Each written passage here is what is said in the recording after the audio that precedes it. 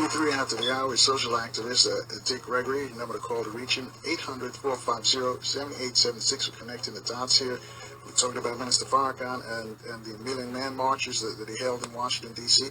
But again, the situation in Chicago where the minister's headquartered, also where President Obama claims his hometown, where Reverend Jackson is headquartered, and Greg, where you used to live in Chicago. For like 25 years, so I can tell you the truth about Chicago. A whole lot of people can tell you the truth about Chicago. Nobody dared, if a black person, when I lived there, accidentally got lost walking or driving and accidentally went through what they call the back of the yard. That was the old man dailies. That's what it is. 9 times out of 10, they'd be killed. And you wouldn't hear anything about it. So I said, well, wait a minute. You see, what I like about me, I don't care what other people like about. I never ran a popularity contest at all. I'm a soldier, okay? I'm a soldier, and I'll die for the liberation of black people. Not just talk some crap on the corner about it, or not some organization where they're going to give money to use me in certain things. I will die, okay? Period. That's why I can get on these shows and say what I say. And that's why people come to me from the FBI, CIA, and give me documents. That's where he gets his stuff from. Anaheim, brother. There's white folks, man, that want to play it both ways. How do you think we talk about all the decent white folks in America? You haven't heard nobody but the director, Tarantino, said the cops is a bunch of murderers. And then white folks went crazy. You ain't heard black folks in policy-making positions say that. And then when they found out that Tarantino, 3 of his family members are New York cops, one of them was killed. And so what you got a dog-ass, no good, unspiritual, ungodly police union that will defend if they saw one of them cops put a gun against Jesus and blow his brains out. They would say you didn't say that. And we got to tolerate that crap? Okay, before they had all the pictures, camcorder and all of that, they had the gun because why? You got a bunch of no good, outrageous, unspiritual white folks who's nice white folks that would not believe what you said. My hero is a white boy named John Brown, okay? And out of all the people that lived on this planet, if I had to write 10 of the most important people in the order, John Brown would be number 1 of them, okay? Why John Brown, not Jesus? Jesus was sent here to die for our sins. John Brown wasn't, okay? He took his 2 boys with him to Harper's Ferry. Huh?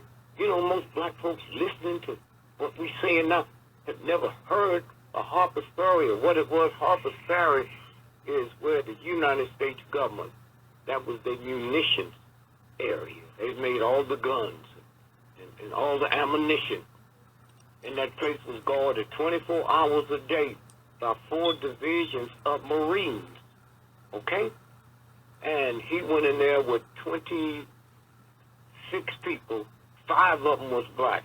And the first person that died at Harper's Ferry was Dangerfield Newby, the movie, Unchained, with Jimmy Fox. He was Dangerfield Newby. It wasn't no fiction. It was a real movie. But Tarantino know if I don't say it's real, then I'll have to go through no bullshit debate and all the government coming with their $1 billion worth of research. And so Dangerfield Newby. And so what I didn't understand is he had the love letter in his pocket from his wife. And you can find that love letter today. And I'm saying them white folks didn't care nothing about black folks, that they gonna find a love letter where a black woman wrote her husband and said, if you don't rescue me soon, awful things are gonna happen to me. They're fixing to sell me into another state. And so I'm saying, wait a minute. And then it dawned on me, back in them days, most white sheriffs couldn't read or write. They'd never been to school, so he didn't know what the letter was. And then so when I started looking it up, you saw that black folks, when they ran away from the slave master to go north, they didn't have no Harvard education. They didn't have one of them damn things you put in your bike or your horse, and it tells you where to go. They looked up to the Big Dipper, and that's what they found. That's why at certain times the moon position, they couldn't run because there was no guide. And the Big Dipper, they look at that thumb pointing north. That's how they did it. And they want to tell us now, and we buy into it, that it was a handful of. Oh, it was a handful. It was millions of black slaves that ran away from home. But they got us believing that Harriet Tubman said, I could have got more than this here, but they wouldn't believe me. They ain't into freedom. Well, hundreds of millions of slaves ran away. And where'd they go? To the Indian reservation. And the Indians said to the white folks, you can't come in here. So we all knew back then, if you got away from that filth, went to the Indian, and then I look at these ignorant black folks in Washington, D.C., that think that God just carved out the Washington Redskins and don't even have the integrity on Thanksgiving. It was the Indians that taught us Thanksgiving. Then Abraham Lincoln came around and he made the Thanksgiving Day a day of fasting and prayer. But we don't. Right. Craig, let's get into Chicago, because as I mentioned, you said you lived there for several years. You know, people outside of Chicago wondering what's going on with the police. They saw the shooting of the young man, and then the cops, which is not a surprise anymore. When they filed their reports, they claimed that the young man was advancing towards the police officer, and that's why he took his life. Well, you know, it ain't just Chicago. They told how many people you have called up and complain about it. Now, you can't get into Chicago just by picking this crap up from the other day. But that's what radio says. Thanks for Kathy. At least we got this much.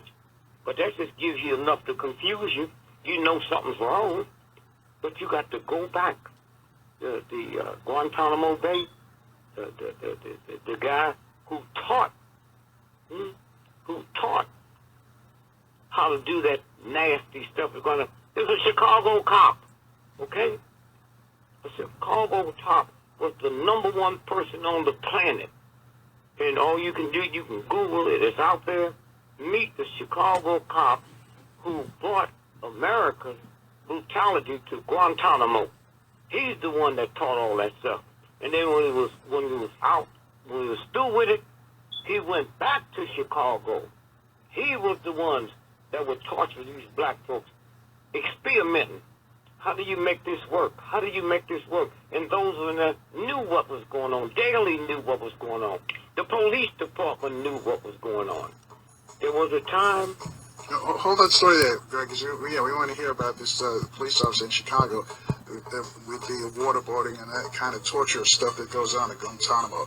800-450-7876, 28 away from the top. And thank you for staying with us, 25 away from the top of the hour. Social activist Dick Gregory discussing Chicago, what happened with Laquan McDonald, and the fact that they had these torture houses, which Fred Hampton Jr. told us about, and this was before they were exposed. The Chicago Police Department had these places where they would take suspects or just pick people up off the streets and force them to confess to crimes they didn't commit, or just beat them down trying to get information out of them. And Greg, you said this has been going on for quite some time. Yeah, over 50-some years. Now here's what happened. So when you look at all these folks that call into your show and talk about what we fixing to, put a damn thing together. Let me tell you something. June the 14th of this year, Pluto, this spacecraft, got close enough to film Pluto. That spaceship went 14 years before this June heading there. Trillions of miles it traveled. It was supposed to get there June the 14th at 12:02 after a 9-year trip. And it got there. And y'all sitting around talking this punk stuff about what you gonna do. You ain't gonna do a damn thing. And if Hitler would have had the research that America have, these thugs, Hitler would still be in power now. So y'all sitting around talking some old Negro stuff that ended with research. And so consequently, here's what these white boys said. They said that one of the things, and remember, when we saw that little child laying in the street dead, his mama didn't tell us that they settled that case for $5,000 and the family hadn't even filed a suit. Are y'all crazy? He said, $5 million. Huh? $5 million. $5 million. What did I say? Well, $5 million. Yeah, he said 5,000. I'm sorry. Okay. Mama. Okay. They talk all sad now about They knew. The mayor knew. The city council knew. You can't settle a suit that big. The same thing happened with Freddy Gray. Did you know about that, Cole? He No, I won didn't know about that. a police brutality case 6 months before he was killed for $50,000 against the Baltimore Police Department. Now, you cannot get that settlement without the mayor signing off on it, without the city council signing off on it, and without Freddy Gray's lawyers knowing about it, okay? And so, all at once, you pick up the paper, April the 29th, 2015, the medical records was released and all the stuff came out on that. He won $50,000. Now, what they call, they have a settlement, and you have top businesses come in, and they make millions of dollars. In other words, if your son, who could be 30 years old, wins a large suit, and he don't have the money, and you got to go through all the signing the papers and all of that, then you have these big companies that come in, and the company that handled this one was Allstate Life Insurance. Okay? They hooked up with Freddy Gray, and they said, here, we'll give you $30,000, and for doing this here, we'll keep $20,000. And so they was involved. Nobody's heard of this. The mayor didn't know nothing about this. The police chief didn't know nothing about that. And so consequently, what happened is he saw them cops. That's why he started running. Because they told him they was going to kill him. Huh? They told him that. And then we looked. Hear me good now. We watched them white cops slamming him. We watched them throw. The cops was on bicycles. Threw him up into the car. And then we bring in this black woman who's supposed to be the last good piece of something from God. And for 3 months, while that case was working this way, every day all over the world we saw pictures of Freddy Gray being beat. Nobody mentioned that just last year he settled a case for $50,000 against the Baltimore cops. Nobody. And all the world looked at was these white cops, and they bring this black snotty-nosed wench in who call her a prosecutor, and then all at once when she indicts, there's 3 white and 3 black cops. And nobody said, wait, where those black folk come from? We didn't see them. Huh? But around the world, you can't call that a racial incident because you got 3 blacks and 3 whites introduced by this black sister. And then they go on to say, oh, she comes from a long line. She's out of Boston. Huh? Oh, I live 48 miles from where the thugs live. And they said, oh, her family, she comes from a long line of police workers. Her daddy was a cop. His 2 brothers was a cop. Her 2 brothers was a cop. Her mother was a cop. What they didn't tell you is all of them got indicted and put off the board for shaking down black drug dealers in the black community of Boston, okay? So this ain't something that just happened all at once. Freddie Gray, huh? You telling me the FBI don't know this? They bring them punks in to handle something they don't do nothing but cover up stuff? Now, do the president know? I don't know, huh? The president, most folks don't know the Titanic. All that was a trick. The Titanic. How did Sukarno, Robert Sarnoff, the president of General Sarnoff, the president of NBC. Well, here's what happened. Since the radio was becoming so important, one country couldn't have a patent on it. And so consequently, we sank it. And where did his claim to fame? The first SOS about that came from General Sarnoff. When have you ever heard some old raggedy killing general becoming one of the Fortune 500 companies? So he made like, with the America's help, that he got the SOS in his hotel room with this little machine he had called a radio. And he's the first one that permitted, that put it out there. All this, what happened. And y'all run around here think, if you're black, you're in trouble. If you're white, you're okay. No, no, no. White is not a color, it's an attitude. And if you don't have trillions of dollars in the bank, you can't be white. So all you black folks think you know white. You ain't never met no white folks. Huh? Them things that you met in the street, they doing exactly what they supposed to do. A bunch of ignorant, low-life, ungodly, unspiritual white folks that you think is white, okay?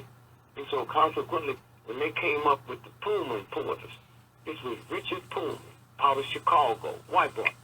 He said, well, white folks is getting into this money thing, so only time on the train, if you was the president or a billionaire, you could hook your coach onto an ordinary train.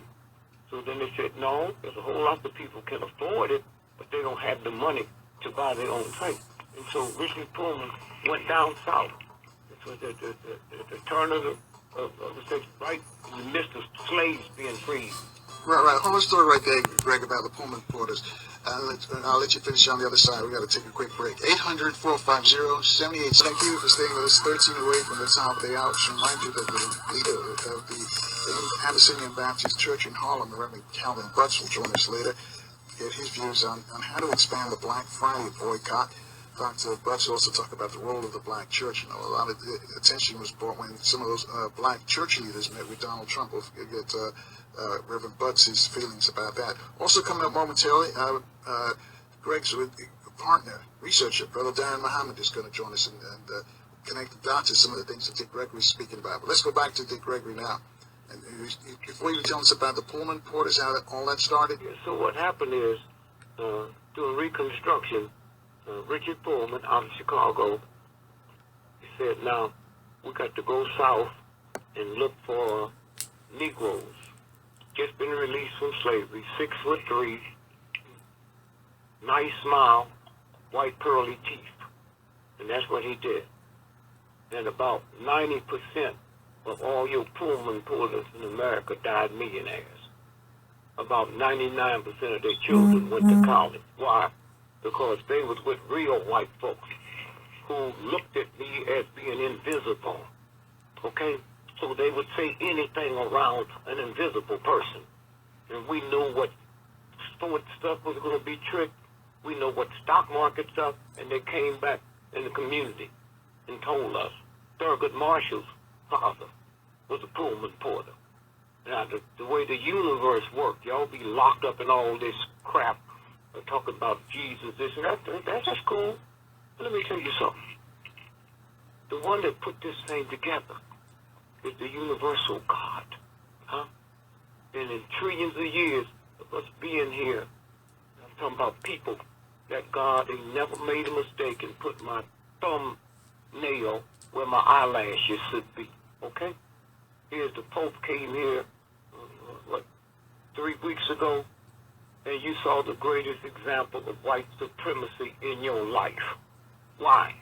He didn't have one white woman in his entourage. He didn't have no old black men in his entourage. And he Hey, Craig, hold on a second. Brother Darrin has joined us as well. Yeah, hey, my brother. Darrin. Yes, sir. God bless you. Peace to you. And God bless you, I'm brother. so glad you're here because you made my job, man. My job was easy. Now, because I had spent millions of dollars to get information, then had to check it. And I had people I can fact check stuff with. But all I got to do is call one call to you, and you already had it, like you knew I was going to call. Okay. Yes, sir. So, Thank you. what I was saying, I packed up all my stuff because I got a conference I have to go to. And I don't know if I told you, my granddaughter passed away. Yes, my condolences. Yes, sir. My condolences to you and the family. Yes, sir. That's the protection they give me. She told my son, "Don't tell your dad until later what happened." And so, first, let me get to what's going on.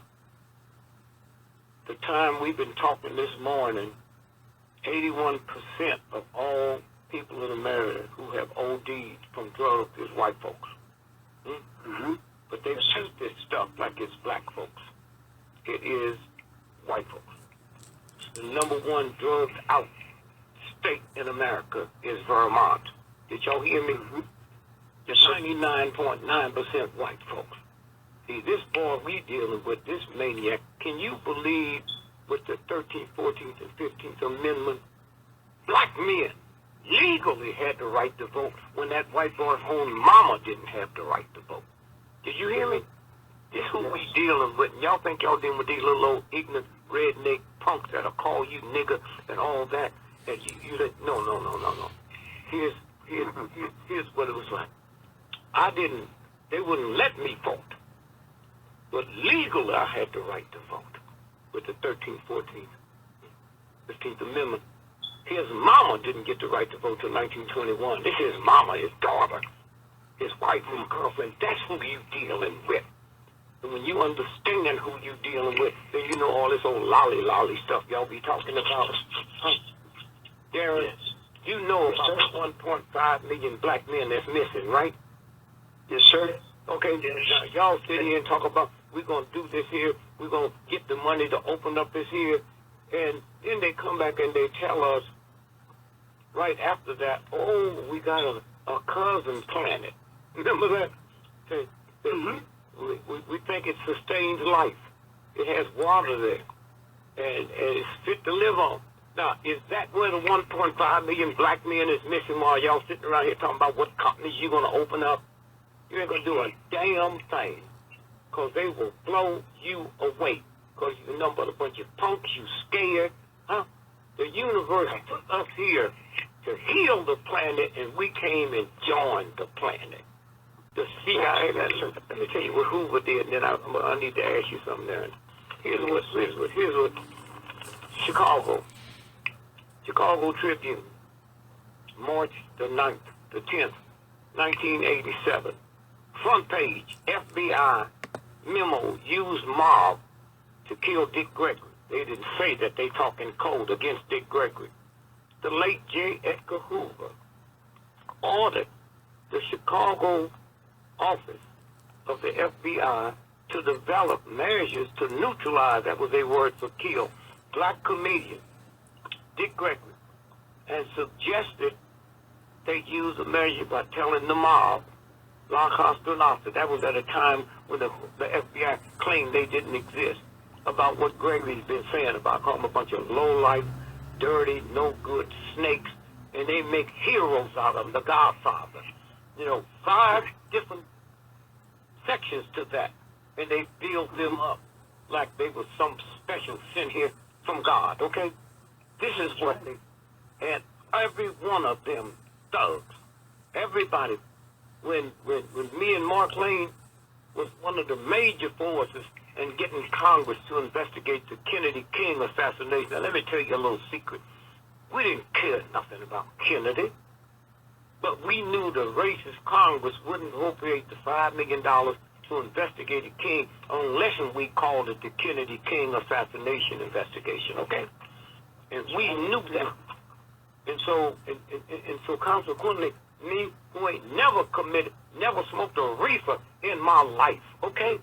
They never had an ounce of scandal. But here is a front page story that didn't run in no other paper but here at the Chicago Tribune. And y'all think this is some old beloved crap y'all in. This is a game they play. And so consequently, yes. I didn't hear you. Yes, no, I said you're right. And I wanted to stay right there in Chicago. You mentioned the 1.5 million missing men. Yes. And you mentioned earlier, of course, the police chief that went down to Guantanamo Bay. That was John Burgess. Yes. Burgess was the one that was leading the black sites in Chicago. And so all that ties into what we saw with the Laquan McDonald case. There was recently I think it's the International Association of Chief of Police Association, which the Chicago police chief, the one who they said resigned or was fired last week, Gary McCarthy, he's the president of the most powerful police organization in the country, if not in the world. So is that a trick? You understand? All right, hang on, fellas. We're going to take this traffic break. Darrin Muhammad has joined us. He's one of the top researchers in the country, along with social activist Dick Gregory, talking about Chicago. We're going to get into Syria and also into San Bernardino. What are your thoughts? Thank you for staying with us, folks. Our guest, social activist Dick Gregory, and also researcher Darrin Muhammad. They've been looking into the situation in San Bernardino, in Chicago, and they say there's a lot of inconsistencies in both issues, in both situations. What are your thoughts? 800-450-7876. Go back to Darrin and Greg. You're talking about Chicago. Carl, you remember when our man from Anaheim was on the show, and he told you this might be one of the last times we'll be talking? That's how bad it's getting. How far do you think that mess is out there from where he lives? All that mess. You remember when he said that? Yeah. Y'all probably won't be hearing from me no more, because things going to heat up. And so when you stop and think about yourself and think these are black men doing this, babies come out your belly, and you think it's them, huh? And you never asked a simple question. If these thug punk black folks, men, would just ride through the community and kill black men, drive-by shootings, huh? Then how come they ain't killing women? Because women's organs sell 1,000 times less than a black man's organ. And they do it right under your nose. Huh? Right under your nose. And then they go get us Al Sharpton, who is one of the most powerful blacks, because he had a white TV show 5 days a week. He had Radio 1, went all over 5 days a week. There was no power like him. And yet, anytime a cop did something to a black person, killed him or beat him up, they bring Al out. Huh? They bring Al out. And oh, y'all cool, and he talk dirty and nasty to him. And then all at once, the Pope comes to New York. Huh? With that white supremacy. And the only place black he went to was in Harlem, a black school. And Al wasn't invited. Huh? He wasn't even in town. He wasn't invited. Huh? That's how they feel about you. When you're just sitting out there talking that talk and doing that stuff and taking money and all of that. And so, right. But Greg, you mentioned about snatching organs. Darrin, is that what the research says? Is that what's behind all the situation in Chicago, all these killings? Is it organ snatching? Well, I think that's part of it. Part of it is the depopulation. That's and as Robert Dick talked about with Jeff Ford, when he talked about Jeff Ford being invited to the White House, it sounds very eerily similar to what's the rap group? They just had the movie they brought out this year about Carl, out of Straight Outta Compton. NWA. Eric Wright, Eric Wright from NWA being invited to the White House when Ronald Reagan was the president. So it's almost a history repeating itself again. And then he mysteriously dies, allegedly from AIDS, when others have said, no, he didn't die from AIDS. The same doctor he had was the same doctor Rick James had. So it looks like it's history repeating itself regarding what Brother Dick talked about with Jeff. Hold that thought right there, Darrin. I'll let you finish connecting those dots on the other side of this traffic break. Folks, you can join our conversation with social activist Dick Gregory and also researcher Darrin Muhammad. Reach out to us at 800-4. Staying with us at 12 after the hour with social activist Dick Gregory and also researcher Darrin Muhammad. John, I'll let you finish what you were saying before we left for the traffic and weather update. Yeah, well, as we were talking about, as Baba Dick had mentioned in the story about Jeff Ford being invited to the Nixon White House, and I was speaking on how it kind of is similar to Eric Wright, Eazy-E, being invited to the Reagan White House. And out of that came policies, practices, and procedures that were counterproductive towards the community in terms of flooding the community with drugs, flooding the community with gangster rap in the case of NWA. And, of course, using that to further, again, use those policies to destabilize the black community and uproot the black community at the same time. So we saw that under with Jeff Ford being used that way. We saw that with Eazy-E and of course going against the conscious rap music when they brought in NWA. And of course NWA's famous words or song was F the police. And so we saw and heard that slogan all this summer. We've heard it even during the uprisings and the riots that's been going on in most of these cities. So again, is art imitating life or life imitating art? The reason why I bring that up because as we're talking about Chicago, I mentioned about Gary McCarthy being the head of the International Association of Chief of Police, which is heavily tied to the Israeli Mossad. They go to Israel for a lot of their training and vice versa. And so New York City, I believe Baba can attest to, is probably one of the largest police departments that has, I think, a center there in Israel. They call it but also I think we do a disservice if you don't tell the people you have to know it. The Mossad ain't nothing but the damn CIA. Okay? And they don't need to go to Congress to get no stuff. So we got everybody believing them Jews that they can't do a damn thing that we don't want them to do. All right? That's right. You can mess with the Jews, but you better not mess with the CIA. The Mossad and all of them are the same. And what that little punk, what's his name, that talk about all them 1,000 people was laughing and clapping, he know who that was. They got pictures of it. Huh? Right. That was the Mossad, who ain't nothing but CIA. Do you think that? Yeah. And so when you well, let me ask you this, Greg. Do you think Trump knew that, or wait, or was that a dog whistle? Let me tell you something. My brother. Yes, sir. Have you got close by you where a military court sentenced John McCain to be shot to death in front of a fine squad because he told on everybody in Vietnam? Right. And Nixon rescinded it. Okay? Now, I know that. The New York Times don't know it. Huh? He don't know it. And when they jumped him and attacked him and he didn't say, that's why you sit. And the reason he's doing so good because he's doing the same thing unbeknownst to him that George Wallace did. Okay? Mm-hmm.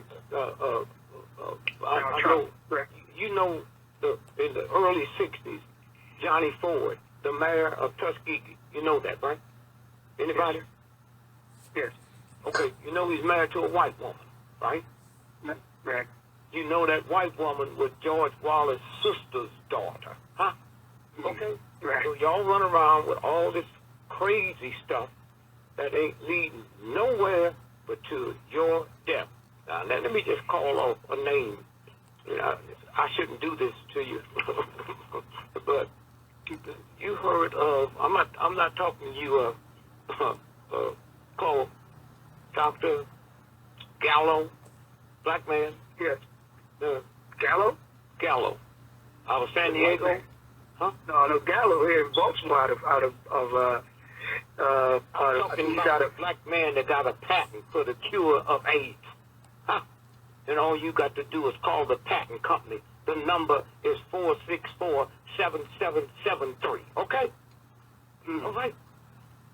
He got the patent on it. Huh? Out of San Diego, a black man. Okay? All right? Now you can call the U.S. Patent Office today and give them that number. And they tell you who has the patent on it. That number is 464-7773. The patent for the cure of AIDS. This is what this is about. And y'all sit here with this little cutie little stuff. And there, you know, the other day we watched the same thing that happened in Dallas. And you FBI agents, listen to this here, okay? Listen to this here. Listen to it good. When you got there in Boston, and them cops like Keystone cops.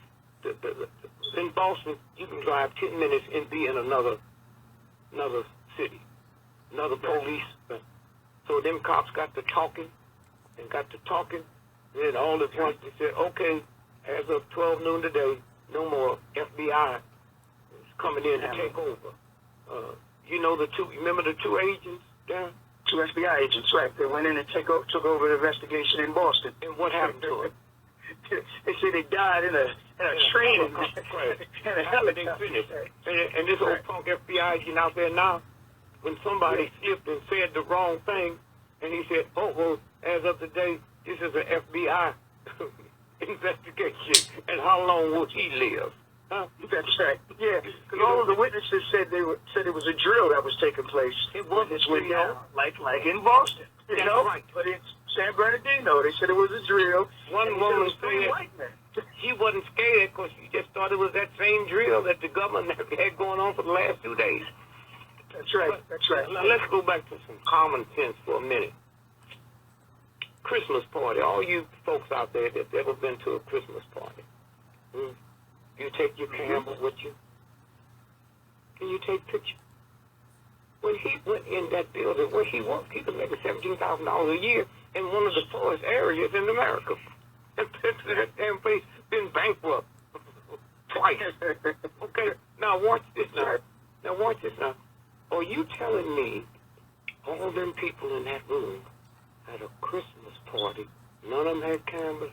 How come we ain't got one picture? How come we ain't got one picture come out of there?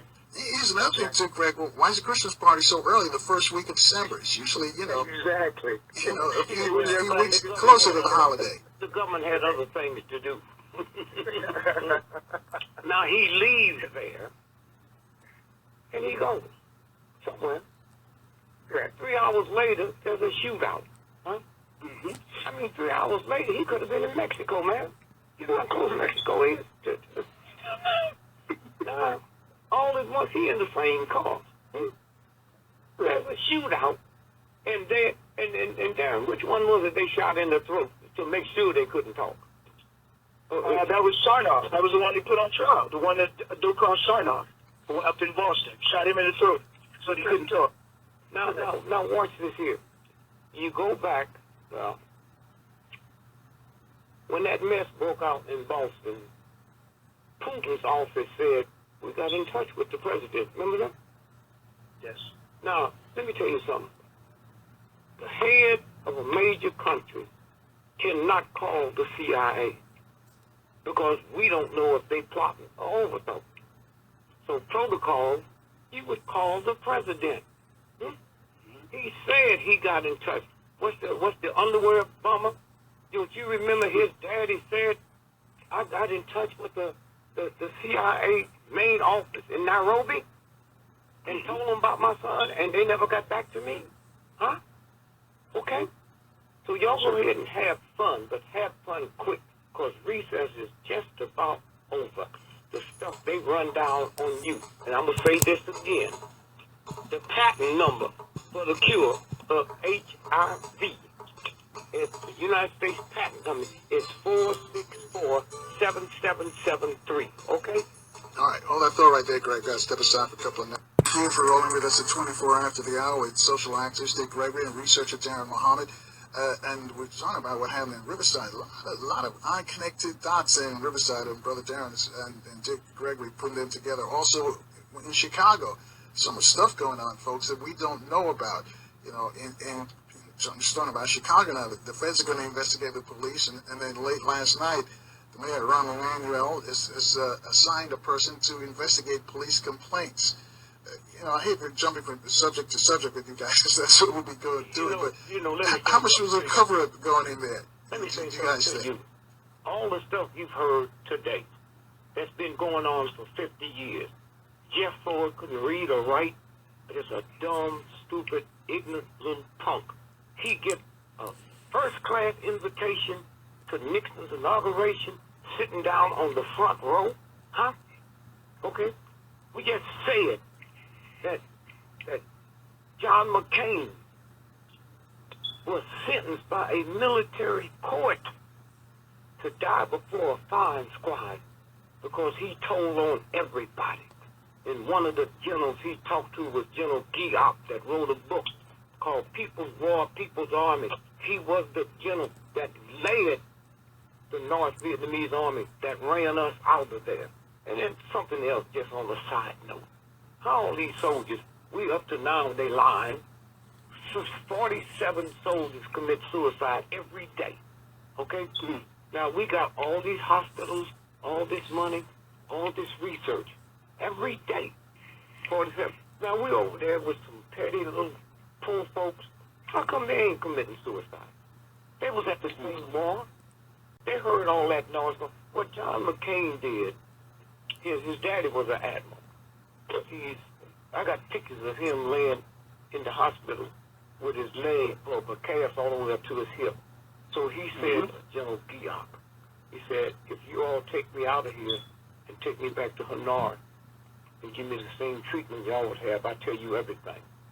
And they carried him out of there. And what they would do, they would fly off the Navy ships with the planes. And Hanoi is directly in front of them. And so instead of them going directly across to Hanoi, they would make a left turn and go 300 miles out the way. Then make a right turn and come in behind them. And after he told them what they was doing, death of American naval pilots increased the next week to 67%. So all you old punks that think you love America, America don't love you. Okay? Just sit around. The president just signed authorization to build this new jet plane. $80 billion. You didn't see one time they on TV running ads for you to contribute. But you fuckers that give your life up for this piece of filth, they got to beg money for you. They got to beg money for you. That police union. Why? Do you realize the number more cops in America die from suicide than killed in the line of duty? Did you know that? Do you know the number one divorce occupation in America is cops, and their second marriages are whores? Why? Because of lead poison. If you have lead paint in your kitchen wallpaper, the babies will get lead poison. So what do you think happened with these dumbass cops walking around with lead bullets around their belly 20 and 18 hours a day? And every time I see the black cops that I know and talk to, I tell them, man, go get you some kelp, K-E-L-P. It'll pull all of that stuff out. I know this, in the police youth, they don't care nothing about you. Why? Because you got to be some kind of ignorant white boy to want to be a cop. With all the opportunities you have in this country, you want to be a cop. And nobody cares a damn thing about you. The unions don't care nothing about you. And so consequently, when Al Sharpton, that black cop, was killed 2 weeks ago in New York, and his parents asked Al Sharpton to speak at the funeral, and them dirty white cops told him nothing. He ain't got on no shows. If you let me tell you what they doing to me, okay? And so consequently, again, I'm saying this been going on, and then finally on this hit piece here, Darrin, did you pull up the piece? I've been asked to pull up the piece on the guy who they arrested for blowing up Oklahoma. What's his name? Oh, come on, Terry Nichols and Tuesday McGregor. But Terry Nichols, right. Do you have that piece with you right now? I don't have it in front of me, but I know about that. Washington Times headline. The Washington Times headline said what? That the United States government was paying Terry Nichols' mortgage. Mortgage on his house. His mortgage on his house. Okay. Right. Did you hear that? Now, they in court, and then it said a spokeswoman for the Justice Department said, we don't know why we was paying his mortgage, nor how much. He didn't deny it. Huh? So y'all sit here with your little old crazy self and think you fixing to do something, huh? And so when you look at the Jeff Ford piece, here's what happened. They go to the hospital, and they said, you heard them cops saying we being outgunned. Well, what the government did is said there's guns that will come out 20 years from now. We have none now, but the gun don't come out today. It was made today. when I was in Iran, and I was there 90 some days fasting, I was the last Westerner that comedian would speak to. And while I was over there, I was doing research. While I was fasting, because that whole operation of taking over the embassy was CIA. And so what happened when I was there, I found out there's 2 billion Muslims on the planet. The average age is 17 years of age. Now, y'all think about 2 billion people, and when you add all the ages together, it comes out to be 17. You know how many babies 17-year-olds have in a year, in 10 years, in 100 years? And so they looked at that and said, oh, my God, 1,000 years, Christianity be wiped out. That's what you looking at now. Huh? That's right. They didn't make like it ain't all Muslims. Let me tell you something. The Japanese didn't think it was all Japanese Americans when they put them in them internment camps. Huh?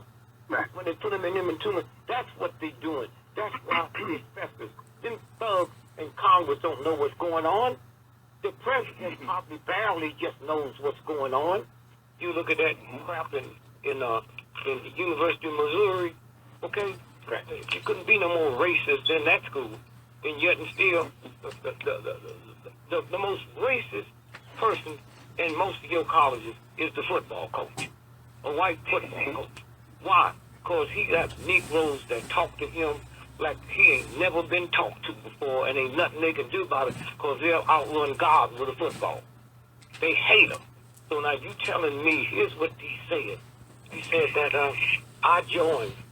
That coach have never mentioned racism, didn't talk about it from students. He said the reason I joined it because this black man is fasting. Huh?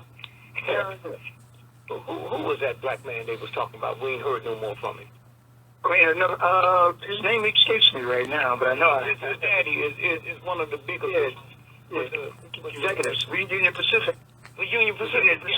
Railroads. Who owns the most stock in that? Warren Buffett. And Dan, there's a reason why he faded back into anonymity, because that's where the word came from. And wait a minute. And he also owns, Warren Buffett, owns them flight schools down in Florida where them punks that hit the World Trade Building, where they went to learn how to use the machine. Okay? Right. And so when you stop and you think about, what they do, and so consequently, they said, now here's the good one. In South Carolina, the church, yes. Right?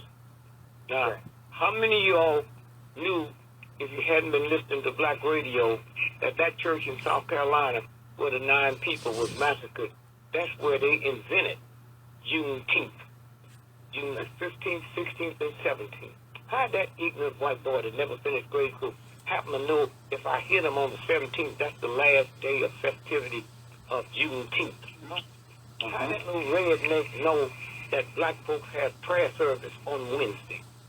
And one of the things that come out of that was this black woman made worldwide news, said she told 6 years old to play dead. She was killed. And the question has to be asked, and if she was killed, who told the world? The 6-year-old hold a press conference? See, all of that stuff they can get by with because the ones that know it, they can control them, they can kill them. And so y'all run around talking about how bad you are. Nigga, this is my house. I'll kill you. You saying that to your son, but that white boy done told you all kind of dirty stuff about you and your mama that morning, and all you said, y'all boss, I'm sorry, huh? And you think that means something to them? And so consequently, let me finish this quick now. They had the Navy SEALs. You Navy SEAL, you bunch of punk thugs.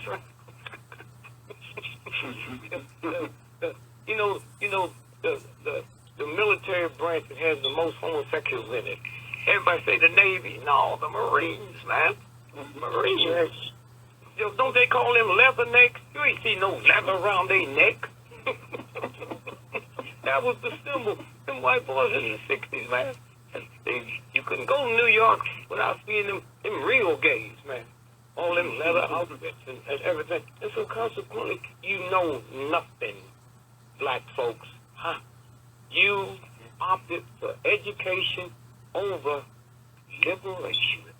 The songs do not say, give me education or give me death. George Washington wasn't fighting the British, so he had the right to build a college. And when the Civil War started, because of one man, John Brown, now you church folks that want to talk, ain't nothing wrong with it, but you better get your facts together. 4 divisions of Marines guarded that piece of land where the government, that was their munitions plant, where they made all the bullets.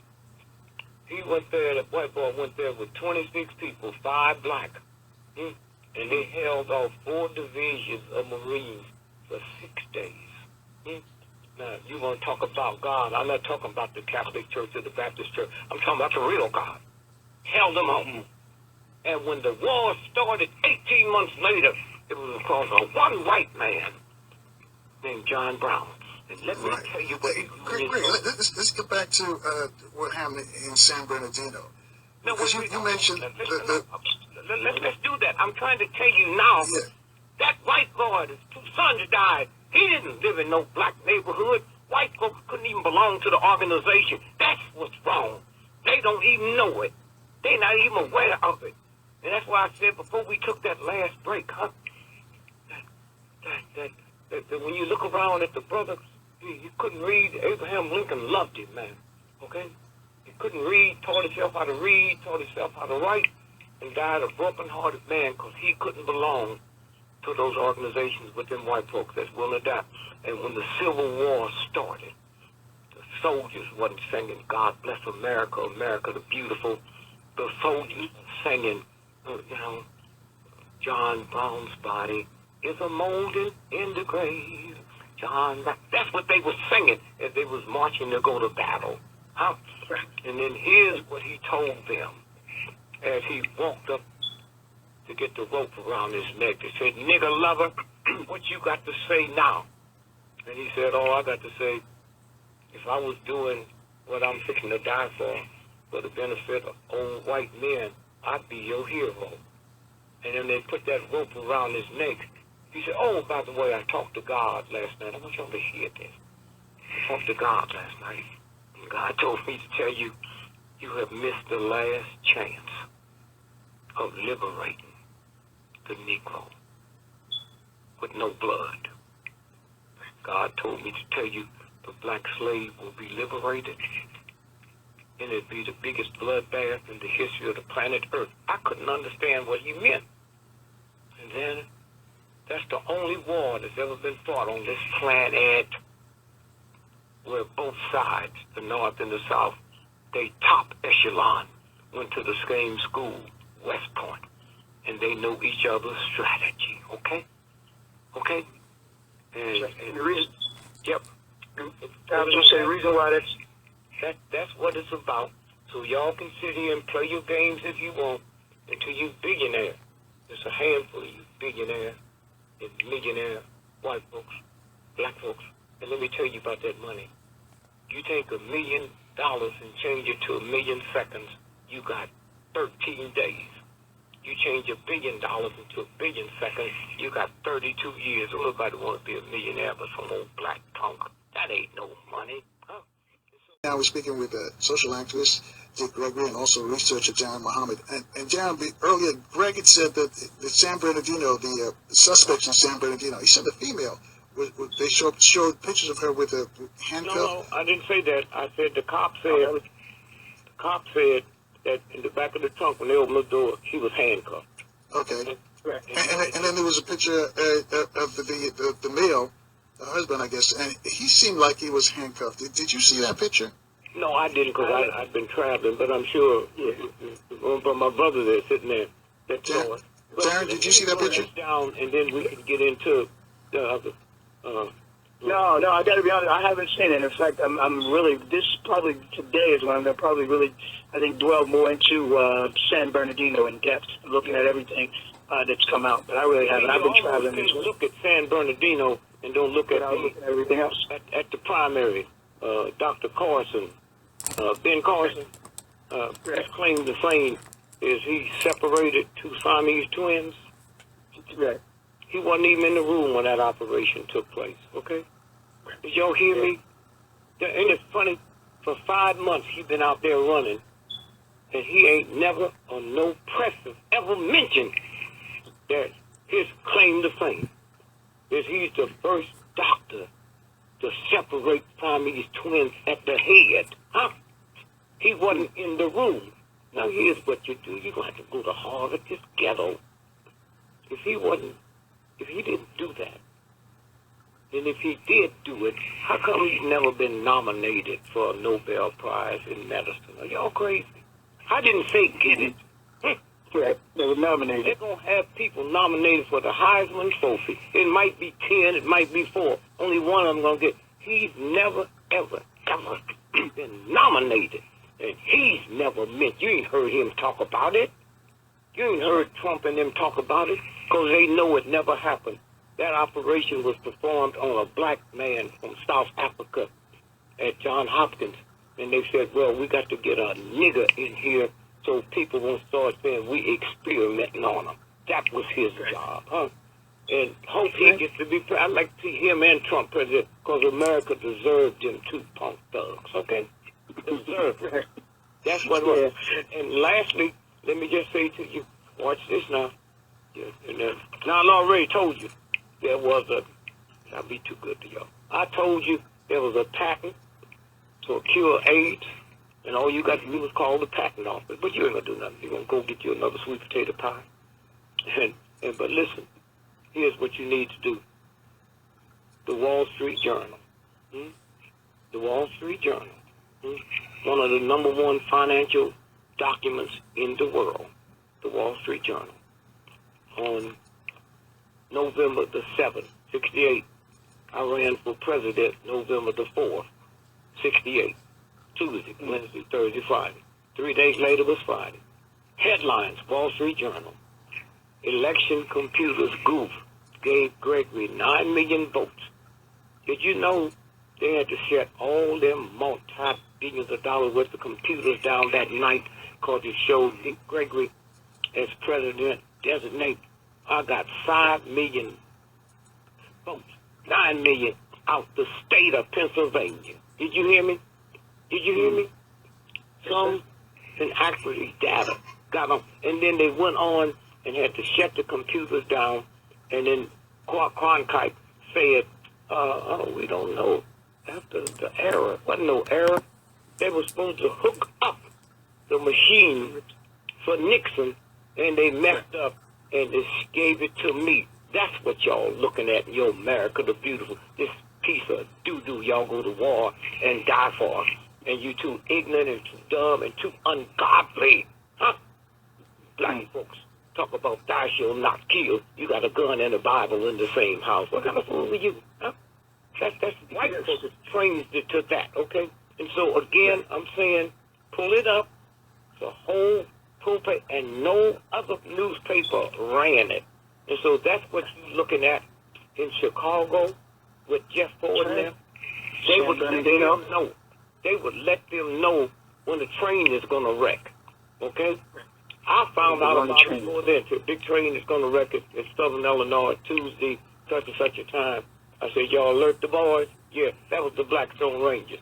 They'll be there. That's them new guns that they're shipping around the world that America haven't got them yet. And they made a deal with black hospitals. And we'll give you another $30 million for your budget. 90% of the people work here. We'll raise their pay. And what we want is some military surgeons to be integrated with you. Because 10 years from now... Trauma units. Huh? Yeah. They call them trauma units, some trauma wards. That's how they get it. Right. And so that's what that was about. That's what Chicago was about.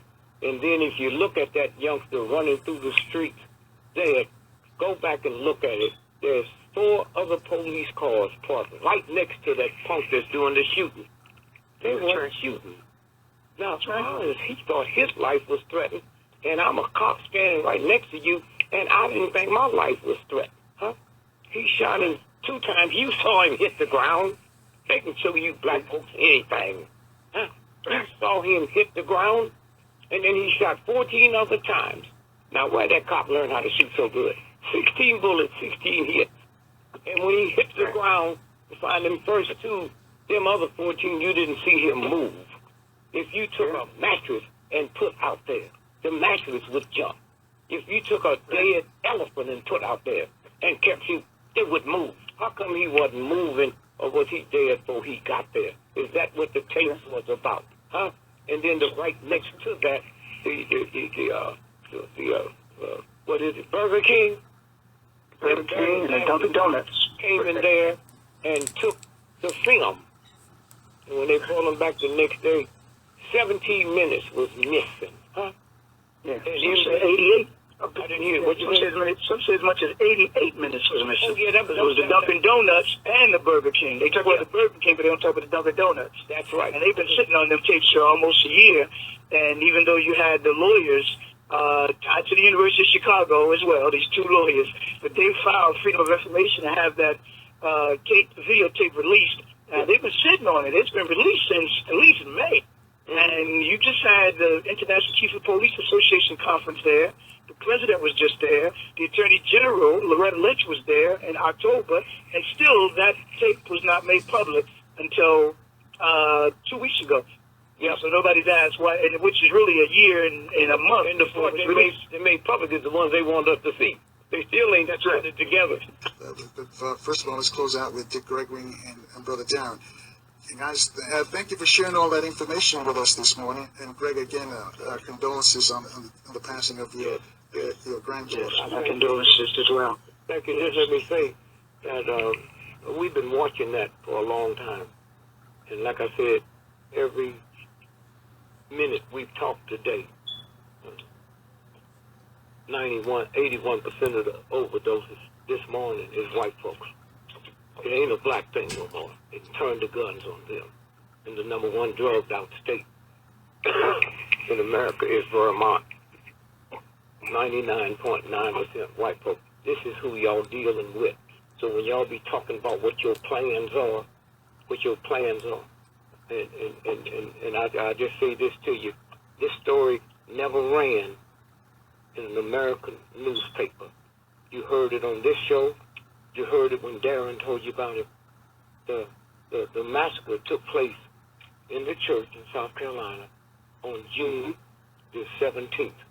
2 days later is June the 19th. Okay?